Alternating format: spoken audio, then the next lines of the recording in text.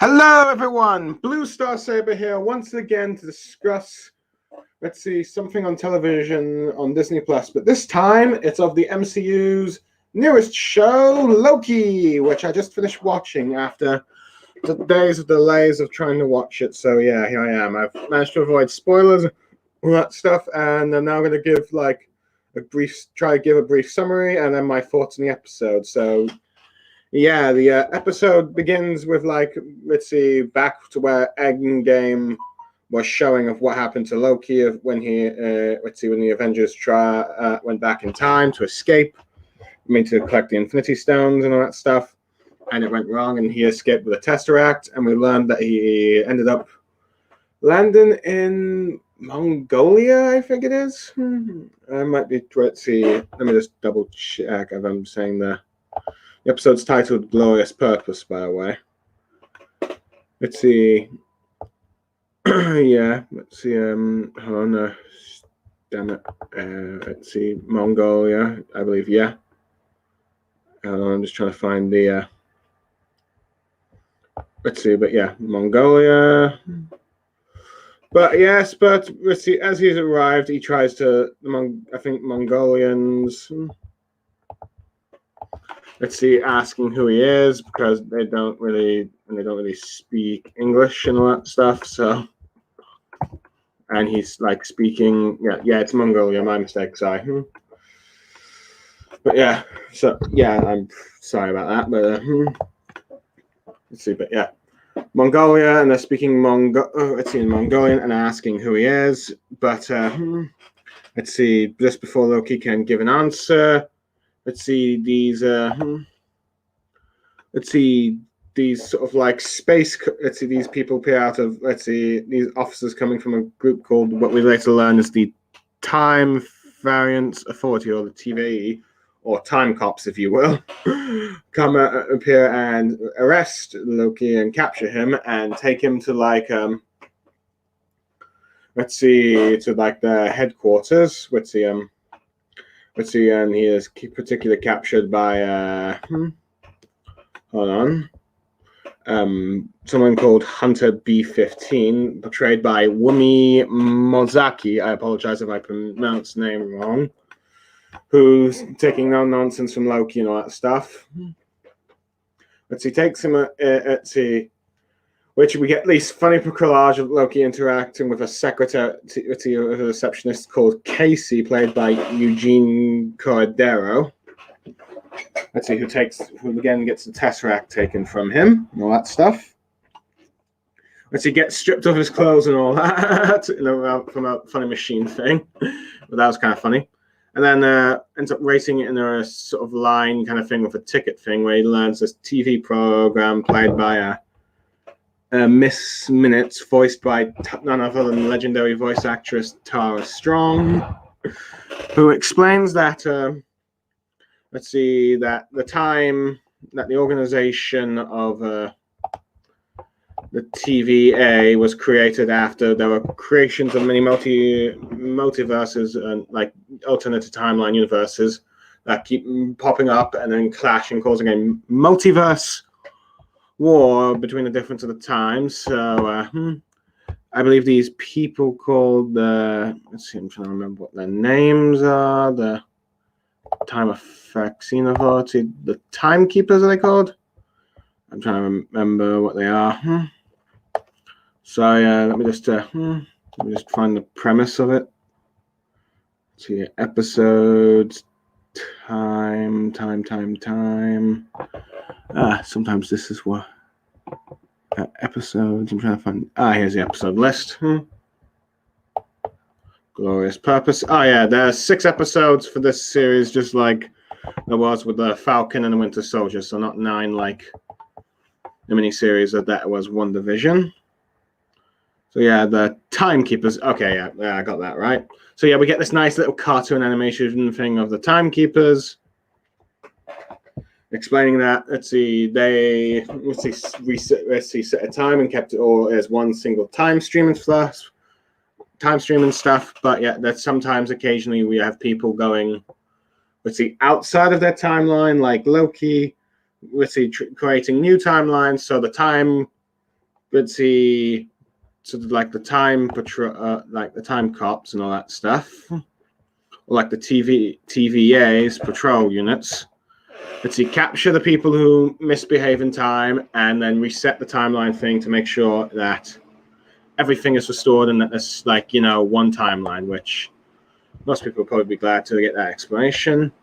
So Loki's finding the whole situation outrageous, but then he gets someone like sort of vaporized when they disobey them. So he goes for the trial, which he doesn't take seriously. But before that, we cut to like this other time group called, let's see, this time group led by Missy Time Agent Mobius Mobius, who is a character from the Marvel Comics,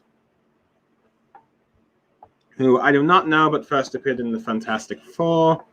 So yeah, you have to be a real expert on comics to know who this guy is. So yeah, he is, I believe, portrayed as by Owen Wilson, who is the voice of Lightning McQueen from the Cars films, and let's see, that cowboy from The Night of the Museum.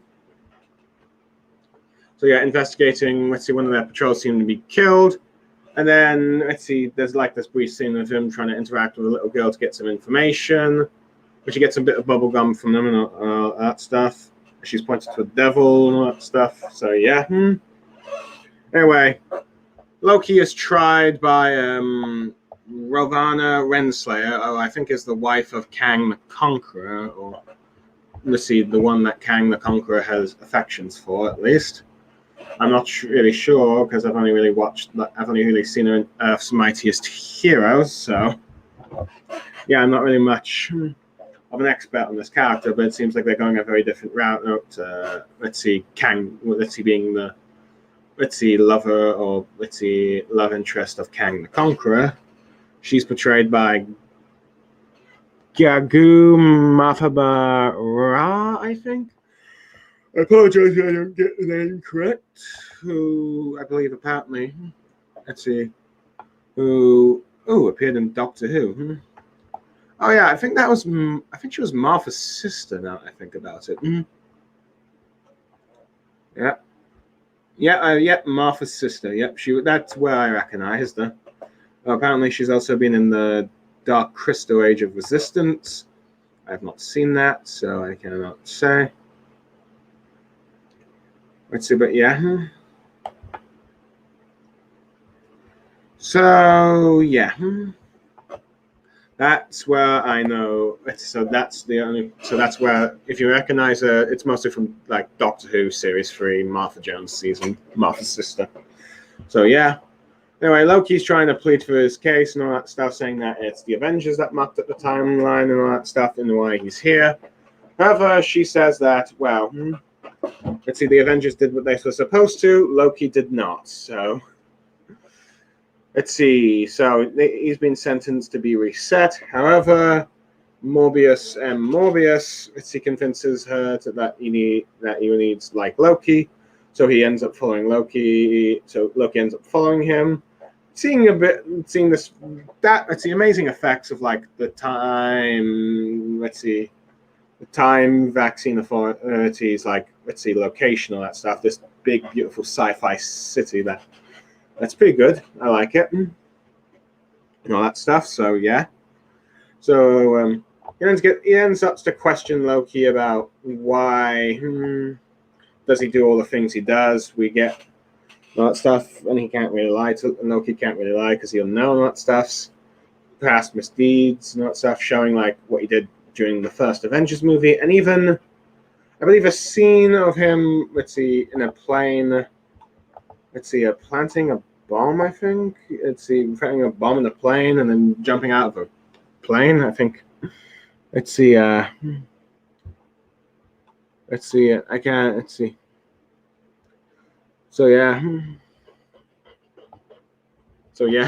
can't recall what he was supposed to be doing that, but apparently Loki lost a bet in that. I know, it's kind of weird, but yeah. So, eventually Mobius reveals that, parts of Loki's future, particularly him being taken to Asgard, and indirectly causing the death of his mother by saying that, telling the Dark Elves which way Thor is apparently at. Let's see, which visibly disturbs him. Doesn't really like this place because it feels like it's controlling his destiny when he wants to be like in control and all that stuff. However, let's see, before they go on, the guard B-15 sort of like let's see, comes in and questions why Loki's not being, and let's see, being reset straight away. So Mobius goes out to talk with him, but tells Loki to stay where he is. Let's see, given the fact that Mobius feels like he can use him on this case. So yeah,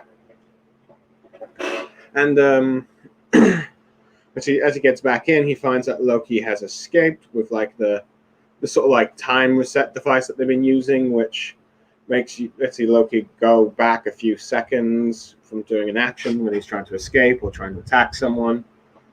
Let's see, which they put up. Let's see, due to the color he's wearing and all that stuff. So he's trying to escape, and let's see, Han. I'm just going to turn off the fan. I'm not sure if that's making too much noise or not, but let's see. He tries to threaten Eugene. Casey was the funny joke about him not knowing what a fish is, trying to get the Tesseract so he can escape. However, he ends up seeing that in his desk drawer, there's all these lots of different Infinity Stones, showing that people have been altering the timeline with these stones quite a bit. And the fact that they're just kind of useless here, they're like paperweights, as Loki ends up learning that the TVA is pretty much the ultimate power in the universe, if you will. Let's see, so yeah. So yeah. So their power is like nothing compared to that. So he returns to the sort of like place where the time theater is, where I should probably mention that they in order to show Loki's future, they have this like time holographic thing showing his past events and also future. As he ends up seeing where his future lies is his like better building, improved relationship with Thor, the death of his father, and eventually like his own death at the hands of Thanos, which he goes through quite all the emotions, being upset, sort of happy, and then kind of disturbed about what his fate ends up being. Let's see. As he sees like this, granted, or before that happens, a TB5 tries to capture Loki, but he escapes, removes some collar, and even puts it on her, and then keeps winding her back every now and then, to eventually she ends up going back to where Casey is, trying to report on what happened and all that stuff. Mobius turns in, and Loki reveals that, he cannot go back to his own timeline, and agrees to help Mobius with his case, which reveals that there's a, I believe a variant that's a deadly rogue variant that has been, going about stealing technology from them and killing their agents and that stuff. Let's see. In order to reset the timelines, Loki wonders how he can help with this, and Mobius reveals that this fugitive is none other than another variant of Loki, and the episode ends as as we see some of those TVA officers patrolling. One of them, I think the one that's leading it is the one that was with Mobius at the church from the crime scene before. They were quite rude to each other, I will admit. It was kind of funny. Where they're investigating and and all that stuff. So yeah, they're just as about to leave and reset the timeline. One of a female officer, I believe, notices this hooded figure who put oil around the entire area, and he ends up lighting up the area, burning the TVA officers, as the guy from before just tries to reach, I think, one of the teleporting devices, I think, but dies before he can get there, ending the episode with the hooded figure, who I think many are assuming must be the variant of Loki that Morbius is talking about. So Anyway, thoughts on the episode.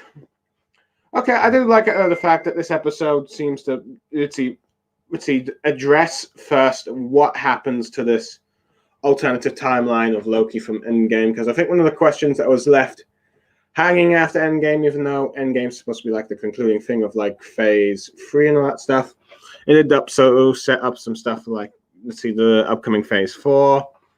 I think many people are wondering, like, okay, since Loki technically escaped this, created a new time stream and all that stuff, how are they going to address it? And this episode, reveals that there's this sort of like authority called the Time Variance Authority, which exists in the comics, but it's not what we want them used to seeing. I think they apparently first appeared in 4, funny enough, but yeah.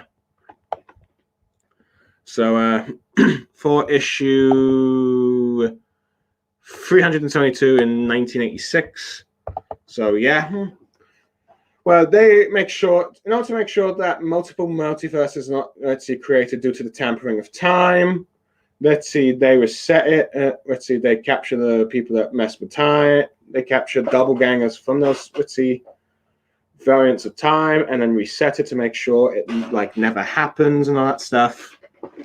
So, yeah, it's like, for those wondering about a different timeline, well, it seems to have been solved, and timeline's resetted, and the other thing is that we got the Loki from that that possible alternative timeline. As our main character for this Loki series, which is, since this is a Loki that this is just after the first Avengers movie and before like Thor: Dark World, showing him as a different. So in a sense, we kind of got a similar but yet different character of Loki, so it's like a very different timeline version.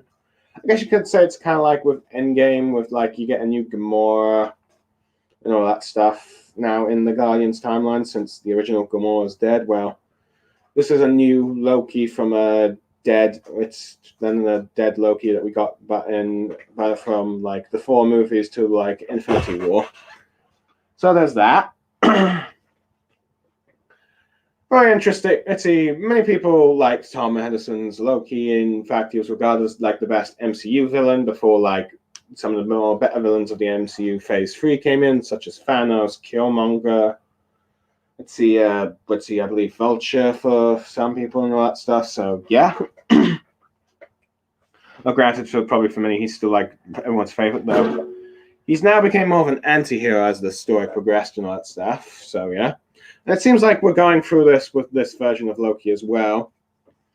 Like I said, I do like how we get that sort of cartoon thing of like sort of Jetsons thing with the voice of Tara Strong being the announcer for that, explaining like the whole time stream thing and how it works. I thought that was a clever way of doing it. So I like that. I thought it was like I feel like they really did capture that classic 2D animation from I think like the 60s, 70s, and 80s. Probably the 60s and 70s really, but yeah, I like that. So yeah, I like how what they did with this like Loki who was convinced of like his own destiny and all that stuff. He doesn't think this time 40 thing controls his destiny. He makes up his own choices because which I think many people like it when you see destiny is not set in stone and all that stuff. So yeah, he doesn't like being told that he's just made to smuck up to cause others their greatness, such as the Avengers, his brother Thor. So yeah, given how Morbius ends up revealing that stuff like he did, such as killing Coulson, resulted in the Avengers coming together to avenge him. I do like how disturbed he is when it's revealed that he indirectly causes the death of his mother and all that stuff. And eventually, I like his reactions to like how he ends up seeing him rebuilding his relationship with his brother Thor. At last, the sadness of his death of Odin and his own disturbing of when you see him die and all that stuff. I mean, well, I guess anyone seeing how they die is going to be like that would probably disturb you. Other things I liked is how it's sort of like let's see, that little robot thing that removed his clothes, and then him getting like documents of every word he's ever said in the timeline, which must be a frightening thing. Thinking, let's see, let's see, with social media, everyone's like, let's see, gotta be very careful with their internet history to see whatever they may have ended up not and said. Well, with the Time Authority, it's like every single thing you've ever said in your life has been recorded, and let's see, that would probably scare me because I have probably said many stupid things or many, let's see, random things that, taken out of context, let's see, will probably get me in trouble and all that stuff and stuff like, why did I say that? It's like, but yeah, let's see. Granted, they don't really explore that much, but I do like how whenever Loki adds a new word, new papers come up into it and all that stuff, and he has to sign that. So that was funny. So yeah, I'm really liking. Let's see the sort of Time Authority. I like the outfits of the Time Authority police officers things. I mean, it's not the most detailed designs, but I think it works for like a time cop thing. I think you can see, yeah, these definitely look like some sort of like militarized police force kind of thing. And yeah, let's see. I like the role of I kind of like how, let's say, I like the character of Mobius. At least I'm not sure if this is an exact replica of what he does, because he's wearing a suit rather than some superhero costume. I like how he's a lot more patient than like the more police authority. A lot of like, just get it on with and all that stuff, just reset and all that stuff. Where, you know, it's like he's willing to look at every angle or, let's see, every resource or part manageable to help him with this case, such as asking Loki to deal with a variant of himself. And yeah, even like let's see, trying to be nice to a little girl, French girl, even saying, let's see, speaking in, let's see, I do like how apparently, let's see, every time agent can speak this every language ever created in the timeline thing, which he tries to say, it says one of his colleagues is an idiot in France, and he says, like, I can hear that. So yeah, he tries to be nice to her. Let's see, even gives like a sort of phone with some sort of like, let's see, walking playing game thing to get her, eventually gets her to, let's see, with like, to give him like it's sort of like the gum she received from, I think, was clearly probably the variant of Loki. Let's see, so yeah, and all that stuff. So yeah, I like him. I like how he seems to actually, he seems to actually quite admire Loki's work of mischief, but questions him, but doesn't let him off the hook for the misdeeds he's done, and questions why does he do this stuff. But he's willing to give him a chance if it means helping his case and all that stuff, even though some might say that Loki's probably should be beyond redemption. The stuff he's done, such as the attack on New York, killing Phil Coulson and all that stuff. But yeah, but he's willing to like use his angles and all that stuff. And I like the other three characters that are quite recurring from like this, such as Hunter B5. Let's see, clearly the no nonsense bad cop kind of thing. If you nonsense bad cop, who, let's see, Loki immediately dislikes due to her treatment of her. Let's see, granted, I think she definitely underestimated Loki eventually when he escapes with his collar and all that stuff, and uses it on her. I can definitely see her being the other character besides Loki that does the action scenes for the series and that stuff. So yeah, so let's see, I'm looking forward to what they do with her. I'm curious to see what they do with Ivana Renslayer, the person portrayed by Martha's sister, who seems to be more of a judge thing, maybe some sort of authority thing. I do like how she tells Loki that the timekeepers are too busy to deal with you, so and they left me in charge with dealing with people like him and all that stuff. I assume that she will probably be also a thorn in Loki and maybe Morbius' side for this, but I'm waiting to see what happens with that. And I find it funny how Casey is like, let's see, because all the time agents were just created by the timekeepers, and they've lived their entire lives doing their jobs. It's either policing or more that do the office work. I've only known staying there, so he doesn't know what a fish is and all that stuff. So yeah, I kind of like how it's like I need to know at least what you're threatening me with, which Loki just goes like, I'm threatening you with death, dude. And it's like, all that. I do find it interesting how this, let's see, TVA seems to be the ultimate power of the MCU, at least. I'm not sure if it's the case with Marvel or what Marvel is, but apparently they're so powerful that they make the Infinity Stones useless in their area stuff, given the fact they have a whole drawer of them. One of them has a whole drawer of it. And some use them as paper-weights. Well, I guess, let's see, this is one way Marvel could, if Marvel ever wanted to bring back the Infinity Stones, they can do it through here, but who knows? I guess we'll find out later on. But I definitely like, let's see, how Loki's just decided, okay, he can't really run from his past, so he's going to try at least help this guy, at least give himself some sort of bit of purpose. All that stuff, and the bad guy seems to be an alternative version of him. So let's see, which is very interesting because let's see, many people have often criticized MCUs of just doing like let's see, Marvel movies of just having like the villain be and let's see, just a alternative like let's see villain that's just a doppelganger of the hero stuff, such as Iron Man with the Ironmonger, Whiplash, and that stuff.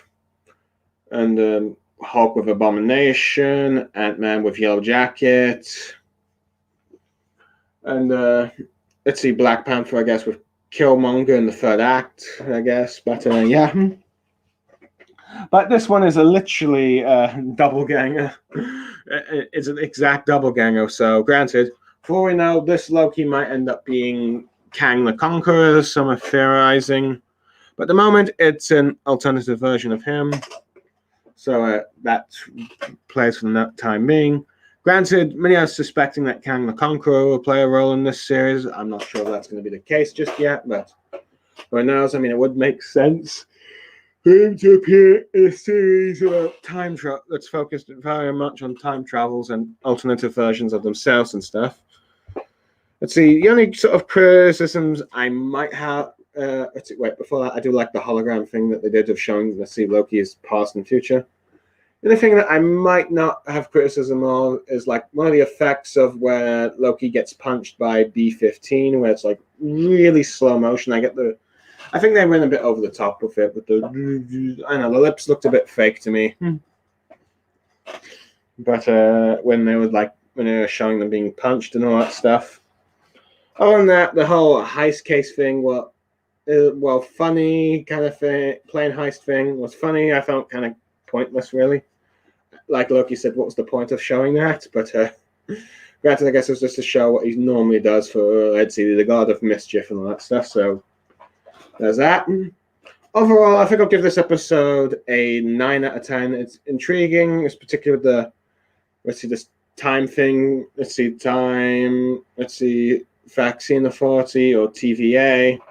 Let's see a case of like a variant of Loki, exactly where in the timeline it is, and why is this version so dangerous? So it's like there seems to be quite a few Lokis that have gone off path to time stream, and of course, and this one seems to be a very deadly one, given how he ends up killing. The time cops, the time officers from like, one of them, I think, someone called, was it maybe Hunter C-20? No, not that one. Maybe, but yeah, killing off like those time officers and all that stuff. So this guy's not messing around. So, yeah. Overall, I'll give it a 9 out of 10. I think good setup. Let's see, good insight to Loki's character, what he wants to be, his reactions to like his future. Let's see, his like sort of purpose now and all that stuff, and the hyping up. Let's see, the introduction of characters like Morbius and Casey, I quite liked, and the mystery behind this variant of Loki. Let's see, I'm looking forward to the episode on Wednesday, which, I might not watch straight away because I got a lot of stuff to do on Wednesday. And not to mention there's a few streams I need to try and cover let's see, from the Bad Batch, My Hero, and One Piece before I can do like another Loki episode. And I've got a stream planned with Lucky Chi on Wednesday. So I'm Blue Star Saber. Let's see, signing off. Thank you for joining me, and see you again next time. But yeah. Oh, well, before I mention that, let's see. It seems like Loki is going to at least have 2 seasons, so it'll be very interesting to see how this one ends and when they'll lead it into season 2. So now I'm off. Ritzy signing out. Thank you for joining me.